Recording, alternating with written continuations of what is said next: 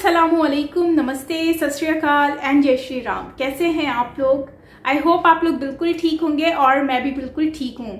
आज हम रिएक्शन देने वाले हैं major Gaurav Arya explains connection between Khalsa aid and anti India forces.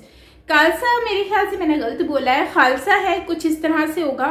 खैर आप करेक्ट कर दीजिएगा अगर मैंने गलत बोला हो, क्योंकि मुझे लग रहा है कि ये खालसा होगा। एनीवेज आज हम काफ़ी टाइम के बाद रिएक्शन देने जा रहे हैं मेजर गौरव वारिया जी की वीडियो पर। सो आई होप कि आपको ये वीडियो अच्छी लगने वाली है। सो आप मुझे कमेंट में ये बताइएगा कि आप लोगों को मेजर गौरव वारिया जी की वीडियो ज़्यादा से ज़्यादा चाहिए या फिर जस्ट जो न्यू अपडेट्स आती हैं जस्ट वही वीडियोज़ आप ज़्यादा वॉच करना पसंद करते हैं, तो फिर हम उस तरह से वीडियोस लेकर आएंगे। एनीवेज चलते हैं वीडियो की तरफ और रिएक्शन देते हैं और देखते हैं कि क्या कह रहे हैं। So let's start.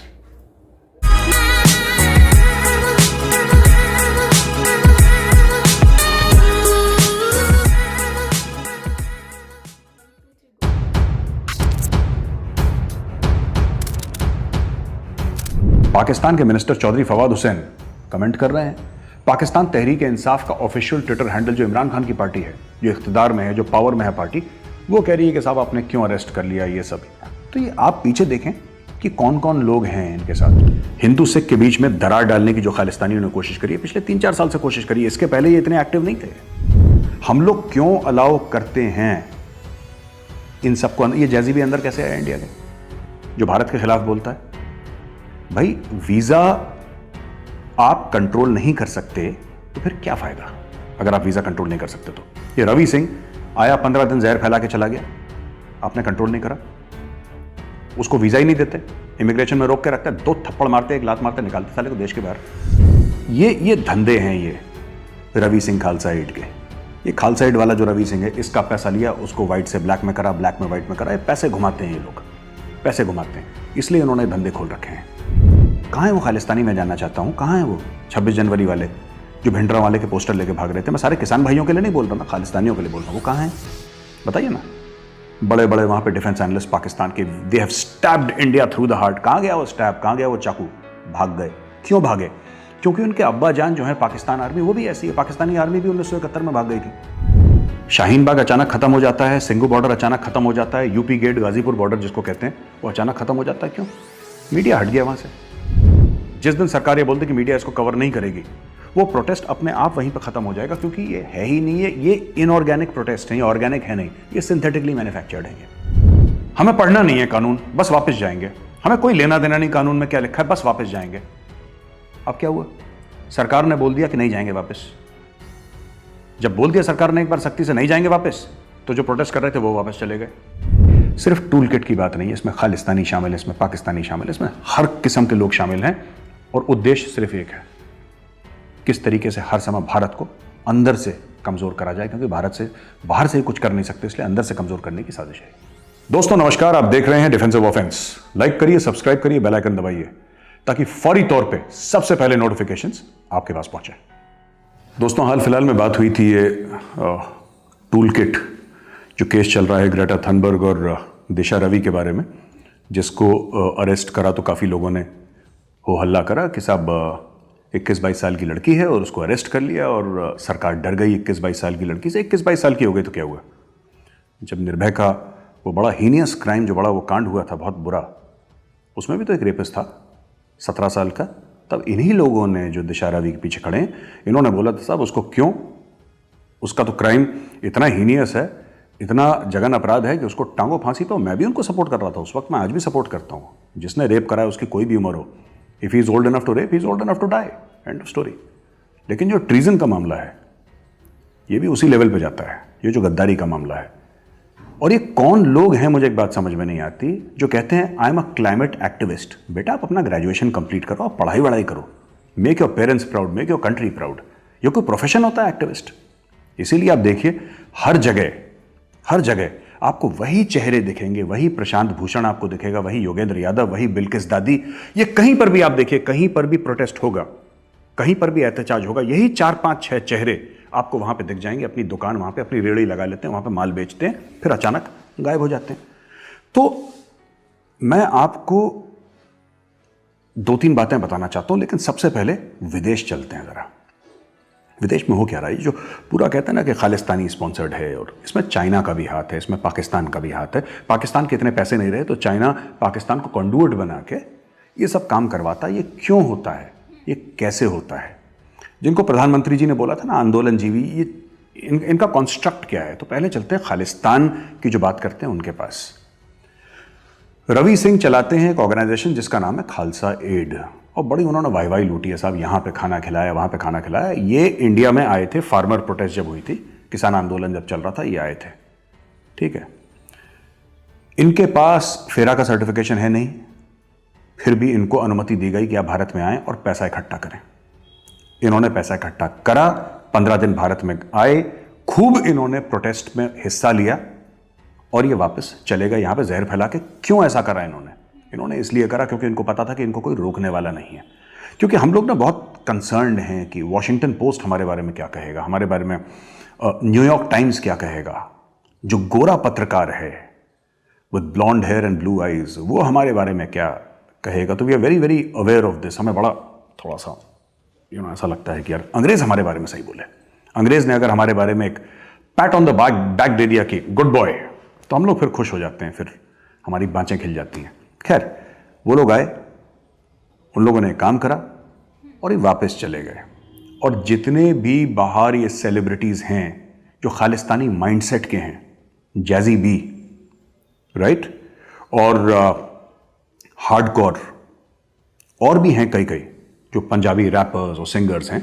मैं ये पूछना चाहता हूँ, ये लोग खालिस्तानी सपोर्टर्स हैं, अगर इनको भारत से इतनी नफरत है तो यहाँ पे आते क्यों हैं ये भीख मांगते हुए बॉलीवुड में? और बॉलीवुड वालों को तो पूछना चाहता हूँ, तुम्हें शर्म नहीं आती जब तुम इनको गाने देते हो? मैं तो चाहता हूं कि प्रोटेस्ट्स हों। अगली बार जैजी बी को या हार्डकोर को, किसी को भी इंडियन फिल्म इंडस्ट्री में कोई सॉन्ग मिला, कोई कॉन्ट्रैक्ट मिला, ₹1 का फायदा मिला, तो वो फिल्म ही बॉयकॉट हो जानी चाहिए। और मैं तो करूंगा कम से कम as a citizen of this country. ये धंधे हैं ये रवि सिंह खालसा एड के। ये खालसा एड वाला जो रवि सिंह है, इसका पैसा लिया, उसको व्हाइट से ब्लैक में करा, ब्लैक में व्हाइट में करा। ये पैसे घुमाते हैं, ये लोग पैसे घुमाते हैं, इसलिए इन्होंने धंधे खोल रखे हैं। ये गुरपतवंत सिंह पन्नू जो है, ये लोग करते क्या हैं? इन्होंने गुरुद्वारों में जहर फैला रखा है। और फिर यहाँ पे कुछ लोग हैं इंडिया में, वो ब्लेम करते हैं कि साहब जो विदेश में रह रहे हैं सिख, वो ऐसे हैं। इन सिखों की गलती नहीं है, आप मानिए मेरी बात, जो मैं आपको बात बता रहा हूँ, सिखों की गलती नहीं है। आपने अपना नैरेटिव बिल्डअप ही नहीं करा, आपने सच बताया ही नहीं। वो जो सिख हैं बेचारे मेहनत कश, वो तो हज़ारों किलोमीटर दूर रहते हैं, डिफरेंट टाइम जोन में रह रहे हैं। वो चाहे कनाडा में रह रहे हो, चाहे वो इंग्लैंड में रह रहे हो, यूरोप के किसी और मुख्तलिफ देश में रह रहे हो, या फिर अमेरिका में रह रहे हो, वो तो दूर रह रहे हैं अपने घर से। उनको तो जो सुनाएगा वही वो कंटेंट को कंज्यूम करेंगे। लगातार अगर आप खालिस्तान की बात करेंगे, आप गुरुद्वारों में जाके भिडरा वाले की तस्वीर लगाएंगे, तो फिर यही होगा। फिर आप दूसरी चीज़ एक्सपेक्ट क्यों कर रहे हैं? और एक और चीज़ देखिए साहब, छोटी सी बात है, आजकल जो खालिस्तानी है वो बात कर रहे हैं हिंदुत्व की बात कर रहे हैं साहब, कि आरएसएस। इन्होंने 5-6 साल पहले तो कभी बात नहीं करी हिंदुत्व की। ये नई बातें क्यों कर रहे हैं, मैं आपको बताता हूं। मैं फिर ये बात कह रहा हूं जो मैंने पहले बोली थी, राइट। मैं दोबारा वो बात रिपीट कर रहा हूं, और हर वीडियो में जब भी इस मौजू पर बात होगी, इस टॉपिक पर बात होगी, मैं बात रिपीट करूंगा कि आप लोगों के दिमाग में घुस जाए और आज समझें कि इनका खेल क्या है।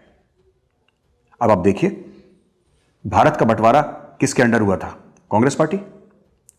जो पार्टीशन यानी बंटवारे के बाद जो दंगा फसाद हुआ था, जिसमें हजारों लाखों लोग मारे गए थे और करोड़ों लोग बेघर हुए थे, वो किसके अंडर हुआ? कांग्रेस पार्टी। 1984 जो ऑपरेशन ब्लू स्टार हुआ था, गोल्डन टेंपल पे जो अटैक करवाया था, वो किसने करवाया था? कांग्रेस पार्टी। 1984 जो सिख दंगे हुए थे, खासतौर से दिल्ली में, और जगह भी हुए थे, लेकिन दिल्ली में मैं उसका पर्सनल विटनेस हूं, मैं उसका चश्मदीद हूं, मेरे सामने हुए थे, मैं स्कूल में था उस वक्त। I used to study in DPS RK Puram. तब हमें बताया गया क्लास में कि इंदिरा गांधी को गोली मार दी और गड़बड़ है कुछ, आप लोग घर जाइए। उस समय मैं था क्लास में, बच्चा था मैं स्कूल में, मुझे तब का पता है। तो हुआ क्या उस वक्त? कांग्रेस पार्टी। आज तक सिखों को जो न्याय नहीं मिला 84 से, वो किसकी गलती है? इसमें अक्यूज्ड कौन है? जो दंगाइयों को ले गए थे और सिख औरतों का जो रेप हुआ था, और सिखों के गलों में जो, गर्दनों में जो जलते हुए टायर डाले थे, और घरों के अंदर गैस सिलेंडर के साथ बिल्कुल फोड़ दिया था उनको, कौन थे? कांग्रेस पार्टी। लेकिन हिंदुत्व हाय हाय, आरएसएस हाय हाय, मोदी हाय हाय, मोदी मर जाए। अरे भाई एक बात बताइए, ये किसकी भाषा बोल रहे हैं आप? ठीक है, आपको हिंदुत्ववादी पसंद नहीं आते, कोई बात नहीं, वो आपकी मर्जी है, ये देश का संविधान अलाउ करता है आपको। लेकिन ये भाषा किसकी है? ये भाषा आपकी नहीं है, भाषा पाकिस्तान की है। क्योंकि अगर आपको आरएसएस से परेशानी होती तो आपके ट्विटर हैंडल्स पे आज से 6 साल पहले भी यही जबान होनी चाहिए थी। ये जो आप लोग ने पूरा बोलना शुरू करा है, ये पिछले 3-4 साल में बोलना शुरू करा है। हिंदू सिख के बीच में दरार डालने की जो खालिस्तानियों ने कोशिश करी है, पिछले 3-4 साल से कोशिश करी है। इसके पहले ये इतने एक्टिव नहीं थे। ये जब से इमरान खान आया है पाकिस्तान में, जब तक नवाज शरीफ था तब तक भी ये चीज़ें थोड़ी थोड़ी सी रुकी हुई थी, क्योंकि इमरान खान पूरा फौज के हाथों बिका हुआ है। खुद का उसका वोट बैंक है नहीं, सेलेक्टेड प्राइम मिनिस्टर है, भिखारी है। तो उसने क्या करा कि उसने बोला कि लगो इस काम पे। खुद ट्वीट करता है, पीटीआई के हैंडल से ट्वीट करवाता है, और खालिस्तानी इतने बिके हुए हैं, तभी तो मैं कह रहा हूं खालिस्तानी बिके हुए, अच्छा कमजोर भी हैं, ये बुजदिल भी हैं।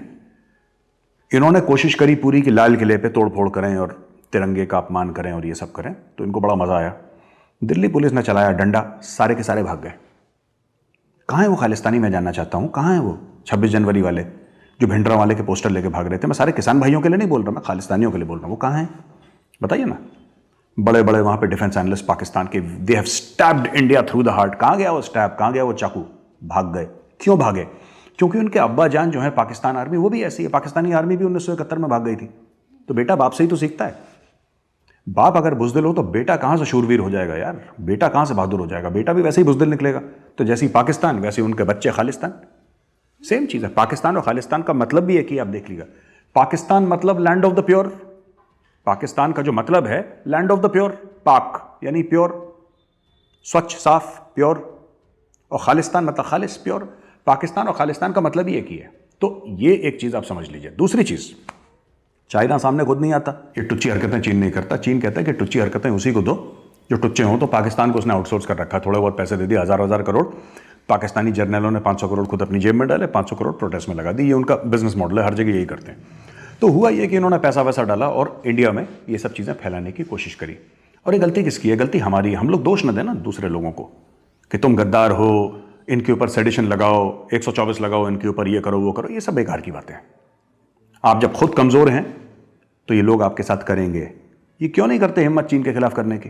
क्यों नहीं करते भाई? ये खालसा एड वालों ने और पन्नू ने, इन्होंने चिट्ठी लिखी थी शी जिनपिंग को कि आप हमारे बाप हैं, हम मानते हैं, खालिस्तानी मानते हैं कि चीन हमारा बाप है, हमारा अब्बू है, और हम आपके साथ हैं, और गलवान में जो भी आपने करा वेल डन, वेरी गुड। तो भाई ये बेटे ने बाप से, दादा से आशीर्वाद लिया, उसने पैसे दिए उनके। तो ये सब पैसे का खेल चल रहा है, पहली चीज। अब आप एक मेन चीज पे आइए, हम लोग क्यों अलाउ करते हैं इन सबको? ये जैजी भी अंदर कैसे आया इंडिया के, जो भारत के खिलाफ बोलता है? भाई वीजा आप कंट्रोल नहीं कर सकते तो फिर क्या फायदा? अगर आप वीजा कंट्रोल नहीं कर सकते तो। ये रवि सिंह आया, 15 दिन जहर फैला के चला गया, आपने कंट्रोल नहीं करा, उसको वीजा ही नहीं देते, इमिग्रेशन में रोक के रखते हैं, 2 थप्पड़ मारते, 1 लात मारते, निकालते साले को देश के बाहर। आप जब सख्ती से काम लेंगे और जिस दिन आपको फर्क पड़ना बंद हो जाएगा कि न्यूयॉर्क टाइम्स और वॉशिंगटन पोस्ट आपके बारे में क्या लिख रहे हैं, उस दिन हर देश और पूरी दुनिया आपकी रिस्पेक्ट करेगी। आपने कोरोना वायरस की वैक्सीन दी तो दुनिया ने ताली पीटी, दुनिया ने सैल्यूट करा। ऐसे ही होता, आप दुनिया का भला करें। ये अखबार क्या लिखते हैं, मीडिया इससे कोई फर्क नहीं पड़ता। अब मैं आपको 2-3 चीजें और बताता हूं। शाहीन बाग अचानक खत्म हो जाता है, सिंगू बॉर्डर अचानक खत्म हो जाता है, यूपी गेट, गाजीपुर बॉर्डर जिसको कहते हैं, वो अचानक खत्म हो जाता है। क्यों? मीडिया हट गया वहां से।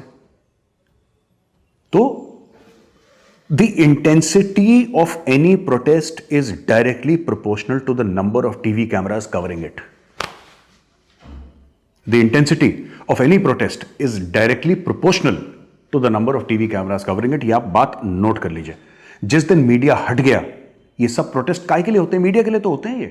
ये मीडिया का सर्कस है, ये बहुत बड़ा, जिसको मीडिया कवर करता है। एक सर्कस चल रहा है वहां पे, बंदर बांट चल रही है, और मौत के कुएं में मोटरसाइकिल चलाते हैं जैसे, वो सब ड्रामा चल रहा है और ये मीडिया कवर कर रही है। लोगों के घर बन रहे हैं, लोगों की प्रॉपर्टियां इकट्ठा हो रही हैं। जिस दिन मीडिया हटेगा, जिस दिन सरकार ये बोलती कि मीडिया इसको कवर नहीं करेगी, वो प्रोटेस्ट अपने आप वहीं पर खत्म हो जाएगा, क्योंकि ये है ही नहीं, ये इनऑर्गेनिक प्रोटेस्ट है, ये ऑर्गेनिक है नहीं, ये सिंथेटिकली मैन्युफैक्चर्ड है। ये फार्मर्स को अगर कोई दिक्कत है जरूर करें, मैं उनके साथ खड़ा हूं अगर उनको कोई भी इशू है, लेकिन ये किसने सिखाया किसान को कि नहीं साहब ये तीनों कानून बस वापस जाएंगे, हमें पढ़ना नहीं है कानून, बस वापस जाएंगे, हमें कोई लेना देना नहीं कानून में क्या लिखा है, बस वापस जाएंगे। अब क्या हुआ, सरकार ने बोल दिया कि नहीं जाएंगे वापस। जब बोल दिया सरकार ने एक बार सख्ती से नहीं जाएंगे वापस, तो जो प्रोटेस्ट कर रहे थे वो वापस चले गए। तो पहली चीज तो ये, मैं सरकार से ये रिक्वेस्ट करना चाहता हूं कि देखिए इन सबको आप, और फिल्म इंडस्ट्री को, जो फिल्मी यूनियंस हैं जो बॉलीवुड चलाती हैं, उन यूनियन से मैं हाथ जोड़ के रिक्वेस्ट करना चाहता हूं कि जितने भी जैजी बी हैं और इस टाइप के ये हार्डकोर और जितने भी खालिस्तानी टाइप के जो बाहर हैं, इन सबको आप बैन करिए अपनी फिल्म इंडस्ट्री से, सबको बैन करिए। दूसरी चीज, इनके ऊपर इंडिया केस क्यों नहीं चलाती बाहर, इनके ऊपर इंडिया में एफआईआर क्यों नहीं फाइल करती? ठीक है, इनके ऊपर, जैजी बी के ऊपर 100 एफआईआर फाइल्ड क्यों नहीं है इंडिया के अंदर, कि वो अंदर आ ही ना पाए? रवि सिंह, खालसा एड के ऊपर 100 एफआईआर इंडिया के अंदर क्यों नहीं है फाइल्ड? आप ये बताइए मुझे, क्यों नहीं है? फाइल करिए एफआईआर, इंडिया के अंदर ही करिए कि भारत के अंदर ना घुस पाए, और विदेशों में करिए। आपके वहां पे हैं लोग, आपके इतने लोग हैं वहां पे, आपकी खुद सिख कम्युनिटी, आप सिख कम्युनिटी के साथ बातचीत ही नहीं करते, आप किसी के साथ बातचीत नहीं करते, आप हिंदूज के साथ, मुस्लिम्स के साथ, जो भी हमारे देश के लोग हैं उनके साथ आपका आउटरीच प्रोग्राम एक लिमिट के बाद है ही नहीं। इसीलिए जो हमारे सिख भाई बहन हैं विदेश में, क्योंकि जब गुरुद्वारे में जाते हैं संडे को, माथा टेकना है गुरुद्वारे को संडे में, उनको यही लोग मिलते हैं, तो उनको यही बात उनकी समझ में आती है। वो मासूम लोग हैं, अपना काम वाम कर रहे हैं, देशभक्त लोग हैं, उनका दिमाग ये लोग उल्टा सीधा कर देते हैं खालिस्तानी। आपके पास एक मीडिया प्लेटफॉर्म होना चाहिए, क्योंकि अब देखिए वहां पे जो एफएम के चैनल्स हैं या टीवी चैनल्स हैं, जो लोकल नेबरहुड टाइप के चैनल्स होते हैं, खालिस्तानियों ने लगा रखे हैं अपने, 24 घंटे वही प्रोपेगेंडा करते हैं। दोस्तों, प्रोपेगेंडा की काट ना काउंटर प्रोपेगेंडा, आपको सच बोलना पड़ेगा, लेकिन आपको बोलना तो पड़ेगा ही, आपको बोलना पड़ेगा तब जाके। और आपको इवन कश्मीरीज जो हैं तुर्की में रह रहे हैं, राइट, कुछ जो एंटी इंडिया एक्टिविटीज कर रहे हैं, जो तुर्की में रह रहे हैं या किसी और मुल्क में रह रहे हैं, वो आराम से आते हैं, हिंदुस्तान के खिलाफ जहर घोलते हैं, कितने लोगों को मोटिवेट करते हैं कि हथियार उठाओ, फिर वो आराम से आते हैं कश्मीर में, छुट्टियां बिताते हैं अपनी गर्मी की, फिर वापस तुर्की चले जाते हैं। ऐसे 20-25 हैं जो तुर्की में बैठे हुए हैं, पूरी लिस्ट है मेरे पास नामों के साथ, और मैं बताऊंगा किसी दिन कि कौन कौन लोग हैं ये लोग जाते हैं और वहां से आके यहां पे जहर फैलाते हैं, आराम से शॉपिंग वॉपिंग करते हैं दिल्ली बॉम्बे में और चले जाते हैं वीआईपी गेस्ट की तरह, कोई रोकने वाला नहीं है। जरा रोकी तो इनको, जरा एयरपोर्ट में एक बार, कुछ नहीं करना आपको, जब ये इंडिया में लैंड करेंगे ना, जरा एयरपोर्ट पर रोकिए इनको, और कोई इंटेलिजेंस ब्यूरो का कोई एजेंसी वाला बंदा इनके साथ जाके बात करे कि भाई साहब थोड़ा सा चहकना बंद करो, वरना से good by two Kashmir, Bharat दोबारा नहीं आ पाओगे, तुर्की में ही रहना जीवन भर तक। ये चुप हो जाएंगे, लेकिन आपको करना पड़ेगा। ये अच्छा लगता है, बुरा लगता है, नैतिक अनैतिक, ये बातें किसने सिखाई हैं? किसने सिखाई है? नैतिक अनैतिक कुछ नहीं होता। जब देश चलता है तो देश हित की बात होती है, फिर वो नैतिक हो, अनैतिक हो, अच्छा हो, बुरा हो, सब जायज है। अगर भारत के हित में है तो सब जायज है, खून बहाना जायज है, झूठ बोलना जायज है, कत्ल करना जायज है, जो करना है करो, अगर देश के हित में है कर दो, कोई फर्क नहीं पड़ता। Whatever is good for the country is good for you, is good for me, is good for everybody. सब जायज है, देश के लिए सब जायज है, देश के लिए सब जायज है। वाकई में ही बात सही कह रहे हैं कि ऐसे लोग जो भारत के खिलाफ प्रोपेगेंडा करते हैं, तो उन लोगों को मुझे नहीं लगता कि उनको भारत में जगह मिलनी चाहिए, या फिर उनको इतना इजीली उनको एंट्री मिलनी चाहिए। जैसे कि ध्रुव राठी है, उनको भी आप देखें, वो भी प्रोपेगेंडा करते हैं भारत के खिलाफ, लेकिन यह है कि उनके ऊपर भी इतना खास कोई नहीं लिया जाता स्टेप। बट आई थिंक कि ध्रुव को तो शायद मेरे ख्याल से रोक दिया गया है आने से, आई डोंट नो, इसका मुझे क्लियर कंफर्म नहीं है। बट इस तरह के और भी बहुत सारे लोग हैं जो कि इस तरह के प्रोपेगेंडा करते हैं, और जो तुर्की में लोग बैठे हुए हैं जिनका ये भी नाम बता रहे हैं मेजर गौरव आर्या जी, तो उन लोगों को मुझे लगता है कि उनको यहाँ पर नहीं होना चाहिए, उनको रोकना चाहिए, या जब लैंड करते हैं तो उन पर क्वेश्चन करने चाहिए ताकि उनको भी आइडिया हो कि यहाँ पर कोई पूछने वाला भी है। सो इस तरह की चीज़ें होंगी तभी हम अपनी कंट्री को सेव कर सकेंगे, मीन्स कि आप अपने भारत को सेव कर सकते हैं। तो मीडिया का सबसे बड़ा रोल होता है, जैसे कि मीडिया जो है आपकी मीडिया हर चीज़ को कवर करती है। जब पहले इस तरह मीडिया कवर नहीं करती तो इतने मामलात को हाईलाइट नहीं होते थे, सोशल मीडिया नहीं थी तो इतने मामलात हाईलाइट नहीं होते थे। जाहिर सी बात है, इंसान कब तक बोलेगा। अब उनको पता है कि मीडिया कवर कर रही है। 26 का आप इंसिडेंट ले लें, 26 का इंसिडेंट उन लोगों ने इसलिए किया, इसलिए क्योंकि उनको पता था यहाँ पे सारी दुनिया की मीडिया यहाँ पर खड़ी हुई होगी, सबका फोकस होगा, हम लोग जाएंगे, हम लोग वहाँ पर बेचारे लोग, वहाँ पर हमारी जो है सुनवाई होगी, या हम लोग ये सब कुछ करेंगे तो बहुत ज़्यादा हाईलाइट हो जाएंगे। तो इस तरह का जो चीज़ें होती हैं, बेसिकली मीडिया इसमें बहुत बड़ा रोल अदा करता है। तो मीडिया को समझना चाहिए कि मीडिया को किस चीज़ पर फोकस करना है। मीडिया के कुछ रूल्स एंड रेगुलेशंस होने चाहिए, जैसे कि चाइना का है, दुबई का देख लें। दुबई में कुछ भी नेगेटिव चीज़ होती है दुबई में कभी भी नहीं दिखाते, इंसिडेंट होता है कोई नहीं दिखाते। बल्कि मैंने वीडियो बनाई थी तो मुझे कहा गया था कि साइमा यहाँ पर कोई भी एक्सीडेंट की वीडियो आपने नहीं बनानी है, अगर बनाओगी यहाँ पर जो मतलब कि आपको ना आपके पास कुछ ही टाइम में पुलिस आ जाएगी। क्यों आ जाएगी? क्योंकि आपने उनका नेगेटिव वो शो कभी दिखाते ही नहीं है, और अगर तभी तो लोग यहाँ पर आते हैं, और कभी भी तुमने नेगेटिव चीज़ देखी नहीं होगी यहाँ की। मैंने कहा हाँ ये बात तो सच है। तो इस तरह की चीज़ें जो होती हैं इस तरह की हर कंट्री में होनी चाहिए, ताकि उनके घर के मामलात उनके घर में रहें, बाहर के लोग ना देख सकें। इस तरह के प्रोपोगेंडा जो होते हैं जिसकी वजह से कंट्री जो है वो कंट्री की जो गवर्नमेंट है वो उलझ के रह जाती है, वो उन मामलात को सॉर्ट आउट करने में लगी रहती है, तो फिर बाहर के मामलात वो देख ही नहीं पाती है। तो मैं तो इसमें यही कहूँगी कि मेजर साहब बिल्कुल सही कह रहे हैं कि मीडिया का रूल्स एंड रेगुलेशन होने चाहिए। उनको बताना चाहिए कि ये चीज़ आपने कवर करनी है, इनको नहीं करना है, जो कर रहे हैं ये अलाउ नहीं है। तो डेफिनेटली बहुत ज़्यादा फर्क पड़ने वाला है कंट्री में।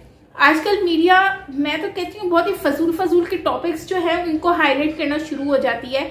आप जैसे देखें अब फजूल के जो टिकटॉकर्स हैं उनको हाईलाइट कर रहे होते हैं कि वो ये हैं वो ये हैं।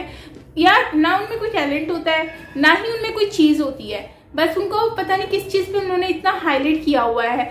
और जो कुछ कर रहे हैं बेसिकली, जिनमें टैलेंट है या फिर अपनी मेहनत से कर रहे हैं, उन लोगों को कोई इतना फोकस किया नहीं जाता, उनको इतना नोट किया नहीं जाता, उनको लोग जानते ही नहीं है। और जो फालतू में टिकटॉक बना रहे हैं, म्यूजिक किसी और का है, कंटेंट किसी और का है, आप जस्ट लिपसिंग करके आप बोल रहे हो कि हमारा ये टैलेंट है, तो ये कोई टैलेंट नहीं है, जस्ट बिकॉज ऑफ फॉलोअर्स। तो फॉलोअर्स तो फिर फैसू के भी बहुत ज़्यादा थे, तो उसको भी तो इंडिया की जो पब्लिक है उन्होंने रिजेक्ट कर दिया, बिल्कुल टिकटॉक ही बंद करवा दी है इंडिया में।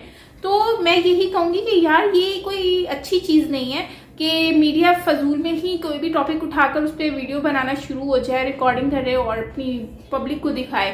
तो मीडिया का इसमें बहुत बड़ा रोल होता है। और आजकल तो आपको पता ही है सोशल मीडिया भी आ गया है, तो सोशल मीडिया में भी देखें ना, अभी ग्रेटा का आया है और रिहाना का आ गया इशू, जबकि इनका तो कोई लेना देना ही नहीं है इस मामलात से, फिर भी वो लोग इस इशू को इतना हाईलाइट करके बैठे हुए हैं।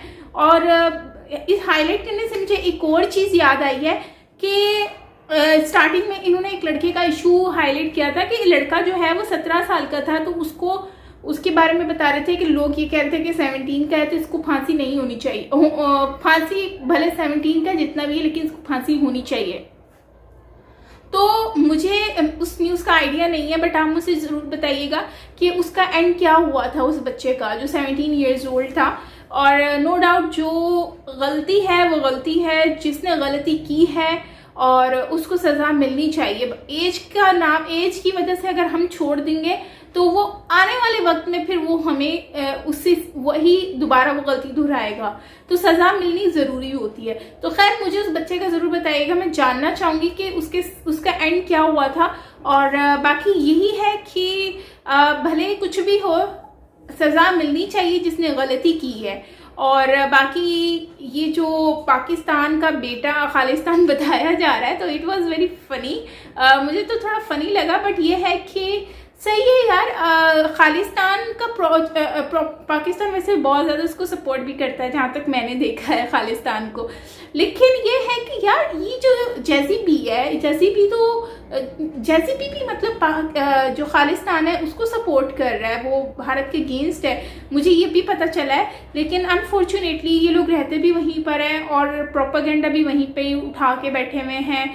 और जबकि इनको सपोर्ट करना चाहिए भारत को, भारत की गवर्नमेंट को, तो समझ नहीं आता कि ये लोग इस तरह से क्यों करते हैं। हालांकि रहते वहाँ पर है, खाते यहाँ से। देखो ना, इसी कंट्री ने इनको इतनी पहचान दी है, इसी कंट्री ने इनको एक वैल्यू दी है, एक इतनी इनको पावर दे दी है कि आज ये लोग वहाँ पर बैठकर इतना कुछ बोल रहे होते हैं, मतलब अपनी कंट्री के खिलाफ प्रोपेगेंडा कर रहे हैं। तो मैं यही कहूँगी कि यार ये बहुत गलत चीज़ है, इन लोगों को सपोर्ट करना चाहिए अपनी कंट्री को, और इस तरह से वहाँ पर बैठकर ये एजेंडे नहीं करने चाहिए। और ज़्यादातर मैंने देखा है कि कनाडा में ही जो लोग हैं वही इस चीज़ को ज़्यादातर हाईलाइट करते हैं। सो खैर, ये थी हमारी आज की वीडियो गाइस। आई होप आपको अच्छी लगी होगी। अगर अच्छी लगी हो तो प्लीज़ लाइक कर दीजिएगा, और पार्ट 2 भी इसका हम बनाएंगे, पार्ट 2 आ जाएगा, और जो है कोशिश करेंगे कि आज ही अपलोड कर दें पार्ट 2। सो आपको क्या लगता है और किस चीज़ पे आप एग्री करते हैं, और कौन सी चीज़ आपको लगता है कि नहीं होनी चाहिए ऐसे, सो आपने मुझे बताना है कमेंट बॉक्स में। सो मुझे इंतज़ार रहेगा आपके कमेंट बॉक्स का, और आपके कमेंट का, सॉरी। अच्छा जी, तो मिलते हैं नेक्स्ट वीडियो के साथ। अपना ख्याल रखिएगा, और हाँ, अगर आपने मेरा चैनल सब्सक्राइब नहीं किया तो यार लाजमी कर दें, और बेल आइकन को प्रेस करना बिल्कुल मत भूलिएगा, वो भी ऑल नोटिफिकेशन पे। सो मिलते हैं नेक्स्ट वीडियो के साथ। अपना ख्याल रखिएगा। Bye bye.